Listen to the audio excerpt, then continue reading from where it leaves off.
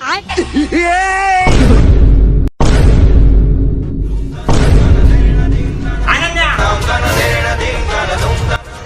झालंय? तुला माहित आहे आपल्या सांगलीचं वातावरण पावसाळ्यात ढगाळ जिकडं बघेल तिकडं पाऊस पडतोय आणि त्यात तू लावत असा चपचप तेल, त्यामुळे तुझे सगळे केस जिकडे पाय तिकडे दिसायला लागल्यात. असंच जर चालू राहिलं तर लवकर तू टाकली होशील. अहो पण ही माझी केस नाहीये. मी ना ऑलरेडी आज गुडनेचं रोजमेरी वॉटर वापरतेय. या ह्युमिडिटीच्या वातावरणामुळे डोक्याला तेल लावणं म्हणजे फायदे कमी आणि नुकसान जास्त. त्याच कारणामुळे स्काल्प आणि फेस ग्रीसी आणि ऑइली होतो. स्काल्पवर फंगल, डॅन्ड्रफ, इचिनेस हे प्रॉब्लेम होतात आणि हेअर फ्रीझी आणि ब्रिटल होतात.